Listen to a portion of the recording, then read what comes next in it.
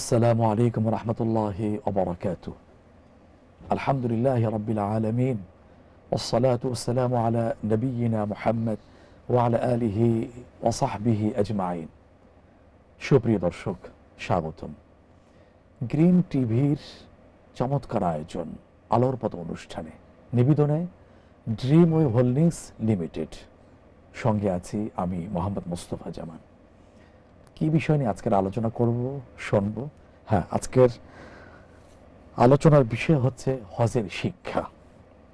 হজ শুধু একটি ইবাদত নয়, এটি ত্যাগ, তাকওয়া, ধৈর্য ও আত্মশুদ্ধির মহান শিক্ষা। আজকের আমরা আলোচনায় জানব হজের শিক্ষার কিছু গুরুত্বপূর্ণ বিষয়। এই গুরুত্বপূর্ণ বিষয়টি জানাবার জন্য একজন গুরুত্বপূর্ণ ব্যক্তিত্ব, আপনাদেরই পরিচিত মিডিয়া যার পদচারণা আছে, ইসলামী চিন্তাবিদ, গবেষক, বাংলাদেশের ঐতিহ্যবাহী মসজিদ গুলশান সেন্ট্রাল জামে মসজিদের মাননীয় ইমাম মোহতারাম শেখ ফাহিমুর রহমান হাফিজাহুল্লাহ তাআলা আমাদের মাঝে উপস্থিত হয়েছেন। আমরা তার কাছ থেকে এই ইসলামের গুরুত্বপূর্ণ একটি স্তম্ভ, যে বিষয় প্রতিটা মুমিনের একটি আশা থাকে, স্বপ্ন থাকে, সে বিষয়ে আমরা জানবো ইনশাআল্লাহ। তবে আমরা শোনাবো আমলের নিয়তে। আসুন আমরা আলোচনা না বাড়িয়ে মোহতারামের কাছ থেকে প্রশ্নোত্তর মাধ্যমে জানার চেষ্টা করি। মোহতারাম, আপনাকে সুস্বাগতম। আজকের এই আয়োজনে উপস্থিত হয়েছেন, জাযাকাল্লাহু খাইরান। শুকরান, জাযাকুমুল্লাহ। জাযাকাল্লাহু খাইরান পুনর্বার বললাম। মোহতারাম, আজকের আমাদের গুরুত্বপূর্ণ বিষয় হলো হজের শিক্ষা। এই বিষয়ে আপনার কাছে প্রথমে প্রশ্ন করছি, সেটা হলো হজ আমাদের জীবনে তাকওয়া, আত্মশুদ্ধির কি শিক্ষা দিয়ে থাকে? আলহামদুলিল্লাহ, ওয়াসসালাতু ওয়াসসালামু আলা রাসূলিল্লাহ, আম্মা বা'দ। হজ শব্দটা যখনই মুমিনের কানে আসে, ভাবনায় আসে, সাথে সাথেই কিন্তু তার যে বিষয়টি ভেসে ওঠে তার দিলের আয়নায়, বাইতুল্লাহ, আল্লাহু আকবার। পাশাপাশি মিনা, মুজদালিফা, আরাফা, জামারাত, এই জিনিসগুলো তার চোখে ভেসে ওঠে। তো এই হজ রব্বুল আলামিনের পক্ষ থেকে এক মহাদান তার বান্দা বান্দীদের জন্য। যখন আল্লাহরা পথিক, আল্লাহর বান্দা বান্দি আল্লাহ রব্বুল আলামিনকে পেতে চায়, ছুটে যায় সেই মহান রবের সান্নিধ্য পাওয়ার জন্য, সেখানে গিয়ে সে আপন প্রেমাস্পদকে তালাশ করে, সে বাইতুল্লাহর পাশে তাওয়াফ করে, সে খুঁজতে থাকে কোথায় আমার রব, সে ডাকতে থাকে লাব্বাইক আল্লাহুম্মা লাব্বাইক, সে ডাকতে থাকে ইয়া রব, আমি হাজির আছি, আপনি আমাকে ধরা দেন, আপনি আমাকে দেখা দেন, আমি আপনার হতে চাই। সেই মহা সুযোগ আসে হজের মাধ্যমে।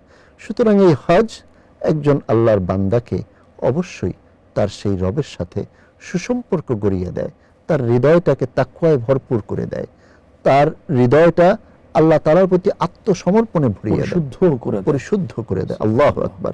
এই জন্যই তো রাসূলুল্লাহ সাল্লাল্লাহু আলাইহি ওয়াসাল্লাম বলেছেন, যে ব্যক্তি হজ করলো, মান হাজ্জা লিল্লাহ ফালাম ইয়ারফুস ওয়ালাম ইয়াসখাব রাজাআ কায়াউমিন ওয়ালাদাতহু উম্মুহু।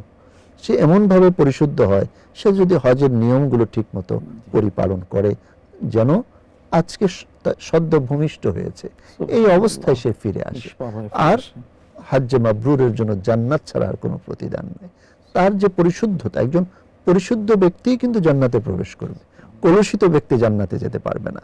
সুতরাং এই যে পরিশুদ্ধতা, তার শুধুমাত্র আত্মিক না, পাশাপাশি তার শারীরিক এবং পাশাপাশি তার চিন্তা চেতনার যে পরিশুদ্ধতা, সেটা কিন্তু হজে গেলে একজন হাজি সাহেব, মোমেন বান্দা বান্দি, তিনি কিন্তু এটা অর্জন করতে পারেন।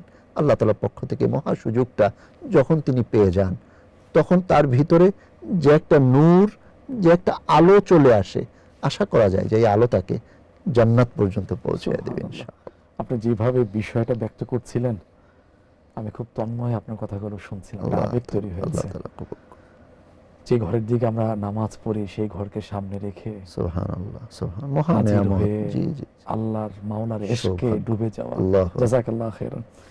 তাহলে প্রথম থেকে আমরা শুরু করি, যেহেতু আপনি হজের বিষয়টা আমাদের মধ্যে আবেগ সৃষ্টি করে দিয়েছেন, জাযাকাল্লাহু খাইরান। ইহরাম পরিধান মানুষের মাঝে সাম্য, ভ্রাতৃত্বের কি বার্তা দেয়, কি মেসেজ দিয়ে থাকে?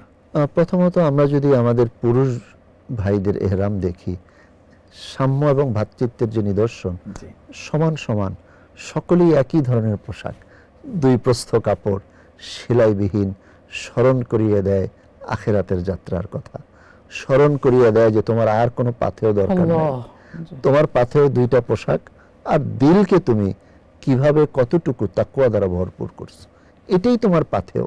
না যাবে পরিবার, না যাবে ব্যাগ অ্যান্ড ব্যাগেজ, না যাবে আমার সম্পদ, আমার অর্থবিত্ত, আমার জমি জমা, মিল, ফ্যাক্টরিজ, যত কিছু আছে, আমার নেম, ফেম, খ্যাতি সব রয়ে গেল।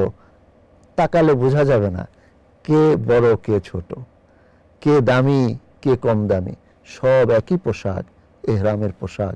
পাশাপাশি যেই এহরাম আমার হৃদয়ের ভিতরে এমন এক তাড়না তৈরি করে, নিয়ত তৈরি করে যে আমাকে এখন অনেক কাজ করা যাবে না, আমি এখন আল্লাহর মেহমান, আমার ভিতরে এখন এমন এক যোগ্যতা, এমন এক পথের পথিক আমি কিন্তু এখন অনেক কাজ করতে পারবো। এই জন্য একজন মুহরিম, তার জন্য কিন্তু বেশ কিছু নিষিদ্ধ কাজ আছে, সে যে যা ইচ্ছা সে চাইলে করতে পারে না। তাকে এখন এই এহরামের যে কাপড়, সেখানেই তার একটা অন্যান্য মুসলিম মোমেন ভাইদের সাথে তার যে একটা সাম্যের চিত্র দেখা যাচ্ছে, এতেই বোঝা যায় যে এহরাম সেই, যদিও এহরাম তো শুধু পোশাকের নাম নয়, এহরাম হলো নিয়তের নাম। সেই নিয়তটা কি, যে আমাদের সকলের একই নিয়ত, একই জায়গায় যাচ্ছি, একই কাজ সকলে একসাথে করতে হবে। এই যে একটা সাম্যের চিত্র দেখা যাচ্ছে, এটা হজ ছাড়া অন্য জায়গায় এইভাবে পাওয়া যায় না। অসাধারণ বলছিলেন। এরপরে কাবা শরীফ তওয়াফ করার মাধ্যমে মুসলমানরা কি অক্রিয় শিক্ষা পায়? সুবহানাল্লাহ, সুবহানাল্লাহ। কাবা যখন তাওয়াফ করে, দেখেন তাওয়াফের একটা শর্ত হলো পবিত্রতা, পরিচ্ছন্নতা। সে কিন্তু পবিত্র হয়ে যায়, এমনকি যদি তাওয়াফের মাঝে তার পবিত্রতা ছুটে যায়, তাকে কিন্তু আবার পবিত্র হয়ে বাকি তাওয়াফ করতে হয়। এই তাওয়াফ যখন সে করছে, সে দেখেন কিসের নেশায়, কিসের আশায় সে বাইতুল্লাহর পাশে তাওয়াফ করছে, সে ঘুরছে, আর তার দিলটা একদম আরশে আজিমের সাথে সম্পৃক্ত। সে সেখানে ঘুরতেছে, কিন্তু তার দিলটা আরশে আজিমের সাথে সম্পৃক্ত। সে আল্লাহর দরবারে তার নিজের জীবনের যত ত্রুটিগুলো আছে স্মরণ করে ক্ষমা চাচ্ছে, সে চাইতেছে। এবং তাওয়াফের ওই সময়ে তার স্মরণ হয়ে যায় দুনিয়াতে সে কি কি করেছে, কার সাথে তার সম্পর্ক, কে দোয়া চেয়েছে, কে দোয়া চায়নি, প্রত্যেকের নামগুলো আল্লাহ তাআলা দিলে উঠাইয়া দেন। ঐক্যের ক্ষেত্রে তো সকলে একসাথে একই রকম, একই জায়গা থেকে শুরু, সেই হাজরে আসওয়াদ থেকে শুরু, আবার সেই হাজরে আসওয়াদে এসে শেষ। এই যে একটা ঐক্য, সকলে একই রকম, সকলে দোয়া করতে, সবার চিন্তা চেতনা একই চিন্তা, সবার কিবলা সুবহানাল্লাহ, সবাই আল্লাহকে চাইতেছে, এবং একটা বিন্দুকে কেন্দ্র করে প্রত্যেকেই কিন্তু তাওয়াফটা করতেছে। সুবহানাল্লাহ বিহামদি। এই যে ঐক্য, আল্লাহু আকবার, এটা তো অন্য জায়গায় এই বিষয়টা দৃশ্যমান হয় না। হজের ভিতরে যেভাবে দেখা যায়, সুবহানাল্লাহ, সুবহানাল্লাহ, কাবাকে কেন্দ্র করে, সুবহানাল্লাহ। মুহতারাম খুব সুন্দর বলছিলেন, আরো শুনবো ইনশাআল্লাহ বিরতি থেকে ফিরে এসে। প্রিয় দর্শক, কেমন লাগছে আপনাদের কাছে? আমরা তো মুগ্ধ হয়ে শুনছি। আরো গুরুত্বপূর্ণ আলোচনা আমরা উপহার পাবো ইনশাআল্লাহ। আমাদের সাথেই থাকবেন। ছোট্ট বিরতি থেকে ফিরে আসছি।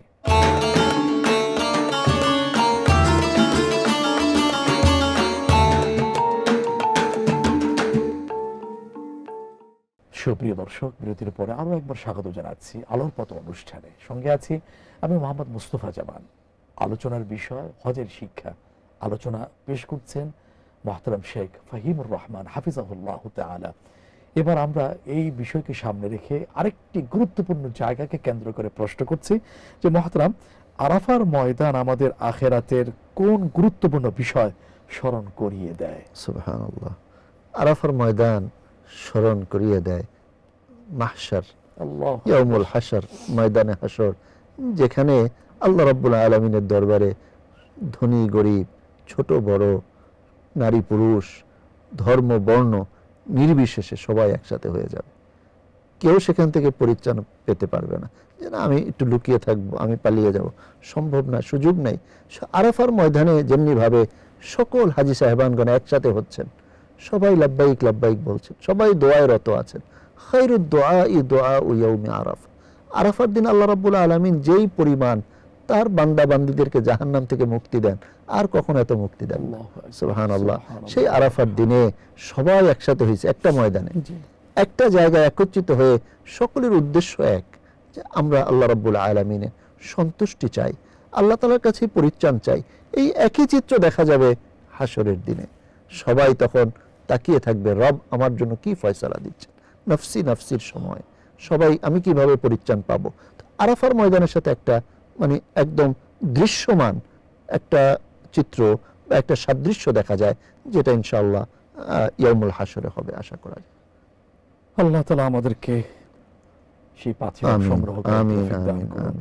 এরপর আমরা আরেকটি আমলে চলে যাই, সেটা হচ্ছে সাফা মারওয়া সাই। আমাদের ধৈর্য, আল্লাহর উপর ভরসার কি শিক্ষা দেয়? সুবহানাল্লাহ। প্রথমত তাওয়াফ করার পরে পা কিন্তু এমনিই ব্যথাতুর, তারপরে আসে সাইর বিষয়। সাইতে আসলেই স্মরণ হয়ে যায় যে যে ধৈর্য নিয়ে আল্লাহ রাব্বুল আলামিন তার সেই প্রিয় বান্দি, যাকে সেই হাজেরা আলাইহিস সালাম, যার মাধ্যমে রব্বুল আলামিন এই সাইর মতো একটা প্রিয় আমল আমাদের জন্য কিয়ামত পর্যন্ত সকলের জন্য আবশ্যক করলেন, সেই সাইটা কিভাবে আসলো? সেখানে যে ধৈর্য ছিল, রব্বুল আলামিনের আদেশ পালনার্থে যখন ওনাদেরকে সেই বিরান ভূমিতে বাইতুল্লাহর পাশে রেখে আসলেন, উনি ধৈর্যের মানে এত ধৈর্য নিয়ে আল্লাহ তাআলার হুকুমও মানতেছেন, আবার ওদিকে সন্তানের জন্য পানির প্রয়োজন, তিনি সাফা থেকে মারওয়া, মারওয়া থেকে সাফা, এই যে তিনি দৌড়াদৌড়ি করছেন, রব্বুল ইজ্জত ওয়াল জালাল এটাকে এত পছন্দ করলেন এবং তিনি মানে আল্লাহ তাআলা বান্দা বান্দীদের জন্য কিয়ামত পর্যন্ত সেই সাইটাকে আবশ্যক করে দিলেন। সাইতে গেলে তার ভিতরে সেই শিক্ষা চলে আসে যে আল্লাহর আদেশ পালনের জন্য আমাকে ধৈর্যশীল হইতে হবে। সুবহানাল্লাহ। এরপরে আরেকটি বিষয়, মানুষ যেখানে যে আমল করতে গিয়ে খুবই আবেগপ্রবণ হয়ে থাকে, সেটা হলো শয়তানকে পাথর নিক্ষেপ করার মাধ্যমে মানুষ কি প্রতিজ্ঞা করে থাকে? আল্লাহু আকবার। শয়তানকে পাথর মারা বা এখানে যে তিনটি জামারাত, তিনটি জামারাতে পাথর নিক্ষেপের দ্বারা আসলে মূলত তার যে দিলের ভিতরে কুরিপু আছে, তার হৃদয়ে যে শয়তানের ওয়াসওয়াসা আছে, এটাকেই সে ছুঁড়ে ফেলা উচিত। সে এটাকেই যেন ছুঁড়ে ফেলে। আসলে এখানে পাথরে তো শয়তান নেই, আসলে তো এটা একটা প্রতীকী বিষয়। আল্লাহু আকবার। এবং দেখেন সেখানে যারাই সেই জামারাতে ঢিল মারছেন, প্রত্যেকটা ঢিলের সাথে সাথে তাকবীর, আল্লাহু আকবার, আল্লাহ তাআলার বরত্ব প্রকাশ করতেছে। পাশাপাশি তার হৃদয়ে নিয়ত থাকে, এ আল্লাহ, ইবলিসের ওয়াসওয়াসা থেকে আমাদেরকে হেফাজত করো। ইবলিস এত প্রবল হয়ে যায়, সেই ইবলিসের ওয়াসওয়াসা থেকে হেফাজতের জন্য তার সেই মূল নিয়ত শিক্ষা থাকে যে শয়তান যেভাবে মানুষের ক্ষতি করে, আমি যেন মানুষের ক্ষতি না করি। শয়তান যেভাবে অন্যের জন্য অনিষ্টের কারণ হয়, আমি যেন সেই কারণটা না হই। এবং আমার হৃদয়ের ভিতরে, আমার ভিতরে যত কুরিপু আছে, যত কু স্বভাব আছে, যত মানে আমার ভিতরে মন্দ কিছু আছে, সব কিছুই যেন আমি সেই পাথরের সাথে ছুঁড়ে দিলাম। আমি চাই না, কারণ সে আমার চিরশত্রু। আমি সেই শত্রুর সাথে সম্পর্ক রাখতে চাই না, আমি বরং মহান রবের সাথে সম্পর্ক রাখতে চাই। বড় একটা শিক্ষা দিয়ে থাকে। জি, সুন্দর কথা বলছিলেন। আচ্ছা, হজ পালন করলেন, একজন হাজী সাহেব হজ শেষে জীবনে কি ধরনের পরিবর্তন নিয়ে আসবেন বা তার জীবনে পরিবর্তন আসা উচিত বলে মনে করেন? বাস্তবতা হলো এটা, একজন হাজী সাহেব তিনি যখন হজে যান, অবশ্যই তার হজে যাওয়ার আগের অবস্থা আর হজের পরের অবস্থা একটা দৃশ্যমান পার্থক্য যদি না থাকে, তাহলে বোঝা গেল যে তার এই হজের আমলগুলো হয়তো দায়সারা গোছের হয়ে গেছে। কারণ একজন হাজী সাহেব তিনি যদি আগে মিথ্যা বলতেন, আগে হারাম খেতেন, আগে জুলুম করতেন, হজের পরেও যদি সেই ধারাবাহিকতা বজায় থাকে, তাহলে বোঝা গেল তার হজটা সুন্দর হয় নাই। কারণ একজন হাজী সাহেব যখন হজ থেকে ফিরে এসে সেই মানে মন্দ স্বভাবগুলোকে একদম দমিয়ে ফেলবেন, ভালো স্বভাবে তিনি গুণান্বিত হবেন এবং সেই চর্চা করবেন, তার সেই সুবাস সমাজে, পরিবারে, রাষ্ট্রে ছড়িয়ে পড়বে এবং সেই হজের মূল শিক্ষা এবং হজের সার্থকতা সেখানেই, যখন তিনি নিজেকে পরিবর্তন করতে পারবেন, নিজেকে আখিরাতের দিকে আরো বেশি ডিভোটেড করতে পারবেন, আরো বেশি নিবেদিত করতে পারবেন, তখনই বোঝা যাবে যে তার হজটাও মকবুল হয়েছে। এবং পাশাপাশি একজন হাজী সাহেব, যদিও নামের আগে হাজী যুক্ত করা এটা শরীয়তের কোনো বিধান না, কিন্তু মানুষেরও কিন্তু একটা এক্সপেকটেশন আছে যে এই ভদ্রলোক হজ করে এসেছেন, তিনি যেন এখন আর সুদ না খান, ঘুষ না খান, তিনি যেন এখন জুলুম না করেন, মিথ্যা না বলেন, খুবই স্বাভাবিক কথা। একজন মুমিন কেন মিথ্যা বলবে, একজন মুমিন কেন অন্যায় করবে? তো হজের পরে, কারণ হজ তাকে নিষ্পাপ করে দিয়েছে, সে যদি এই নিষ্পাপ অবস্থা ধরে রাখতে পারে, জান্নাতে যাওয়ার ক্ষেত্রে তিনি অনেক এগিয়ে গেলেন। সম্পর্ক আরেকটি প্রশ্ন, হাজী সাহেবের হজ কবুল হওয়ার বাধ্যত কোনো সিমটম বা আলামত আছে কি? এটাই আলামত যে হজ করে আসার পরে তিনি ওনার যে আগের স্বভাব, মন্দ স্বভাব, এগুলোকে বাদ দিয়ে তিনি তার সুস্বভাবেই কন্টিনিউ চলতেছেন। আগে অন্যায় হইতো, নামাজ ছুটে যেত, ইবাদত ছুটে যেত, এখন যাচ্ছে না। ফরজগুলোকে তিনি ঠিকমতো পালন করছেন, নফলের প্রতিও তিনি যত্নবান হয়েছেন, এবং তিনি তার স্বভাবে, আচার আচরণে, কথায় বার্তায়, আয় রোজগারের সব দিক থেকে তিনি এখন আল্লাহ তাআলার বিধানকে মানতেছেন, সুন্নাহ মানতেছেন। তাহলে বোঝা যাবে যে তার সেই হজটা মকবুল হয়েছে। সুবহানাল্লাহ, সুবহানাল্লাহ। এখন আমরা সমাজচিত্র কি দেখতে পাই? প্রতি বছর তো হাজার হাজার হাজী সাহেব হজ করে আসছেন, এটা অত্যন্ত দুঃখের বিষয়। কিন্তু সেই কাঙ্ক্ষিত বা প্রত্যাশিত পরিবর্তনটা কি আমরা সামাজিকভাবে জাতীয় পর্যায়ে দেখতে পাচ্ছি কিনা? যদিও বাস্তবতা হৃদয় বিদারক, কিন্তু আমরা আল্লাহর দরবারে আশা করতে পারি যে আল্লাহ রাব্বুল আলামিন যেন আমাদের ভিতরে সেই কাঙ্ক্ষিত পরিবর্তন দান করেন। হজ যেন প্রকৃত অর্থে একটা পরিবর্তনের আমল হয়, এবং হজ যেন পরিবর্তন ঘটিয়ে দেয়। সেই ধরনের চিন্তা চেতনা এবং সেই ধরনের মন মানসিকতা যেন আমাদের ভিতরে তৈরি হয়, কারণ আমাদের হৃদয় তো আল্লাহর দরবারে। আল্লাহ তাআলা ইউকাল্লিবুহা কাইফা ইয়াশা, যেভাবে ইচ্ছা এটাকে পরিবর্তন করেন। সেই রবের দরবারে আমরা দোয়া করব আল্লাহ তাআলা যেন হজের মাধ্যমে উম্মার ভিতরে পরিবর্তন ঘটিয়ে দেন। আমিন, আল্লাহ কবুল করুন। খুব দামি কথা বলছিলেন, আল্লাহ তাআলা আপনার ইলমেও বারাকা দান করুন। আমিন আমিন ওয়ালাকুম কামা দাওয়াতুম। আমিন। প্রিয় দর্শক, আমরা গুরুত্বপূর্ণ আলোচনা শুনছিলাম। আমরা আল্লাহ তাআলার কাছে পরিশেষে বিনীতভাবে আরজি পেশ করছি, এইটাও আমাদের মনে রাখা দরকার যে হজ আমাদেরকে আল্লাহ তাআলার প্রতি পূর্ণ আনুগত্য, ভ্রাতৃত্ব এবং আত্মসংযমের শিক্ষা দিয়ে থাকে। আল্লাহ তাআলার কাছে বিনীত কণ্ঠে নিবেদন করছি, আল্লাহ তাআলা আমাদের সবাইকে হজের প্রকৃত শিক্ষা জীবনে বাস্তবায়ন করা তৌফিক দান করুন। আমিন। এই প্রত্যাশা আজ এখানেই বিদায় নিচ্ছি। আল্লাহ তাআলা আমাদের সবাইকে ঈমান আমলের সাথে রাখুন। জীবনে একবার হলেও কাফনের কাপড় পরার আগে, গায়ে জড়ানোর আগে ইহরামের কাপড় জড়ানোর সৌভাগ্য নসিব করুন। আমিন। আসসালামু আলাইকুম ওয়া রাহমাতুল্লাহি ওয়া বারাকাতুহু।